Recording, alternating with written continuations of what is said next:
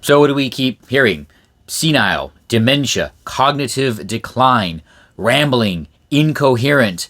All of these terms are regularly used to describe not Joe Biden, President Trump, by the left, who cannot understand him. They've been doing this for a long time, and it was always kind of, I don't know, I want to say comical, but amusing, kind of a little sideshow that was going on. And I would hear this and I think, oh, they're just trying to convince people they're lying, they're gaslighting. But then I heard a couple of creators basically say that they were exhausted, worn out, burned out from listening to Donald Trump. And it's such an effort. It's so mentally taxing and exhausting to listen to Donald Trump. And I was like, well, what? How? No, I listen to him regularly. I mean, back in 2016 and 2020, I listened to pretty much every rally.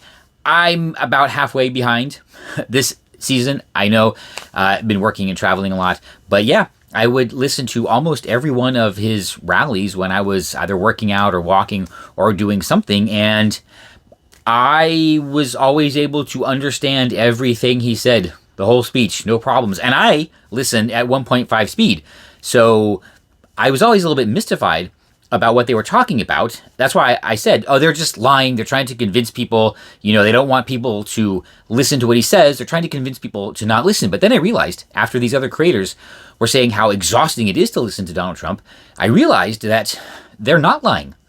They're not lying at all.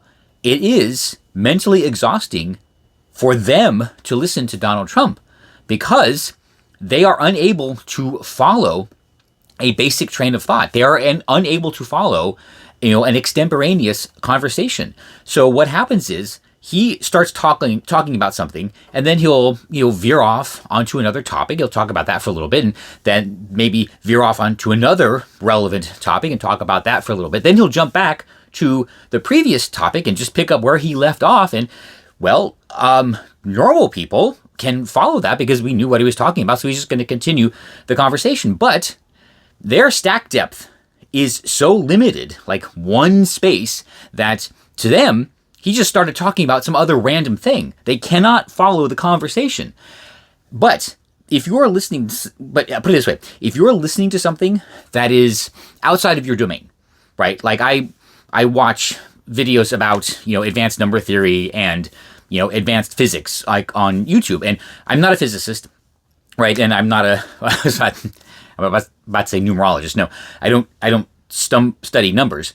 So these are advanced fields for me, and I have to actually watch and listen to the video, right? And we're talking about advanced scientific topics here, but I can follow it by paying attention, right?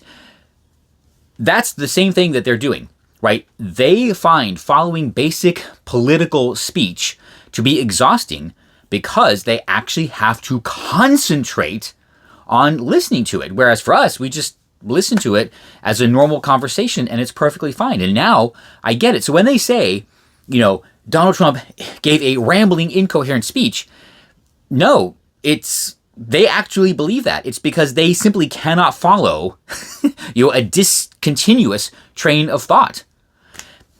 That's it. That's all. They're not lying. They actually hear incoherence when the rest of us are perfectly fine with it, which actually explains why Democrats tend to talk in sound bites.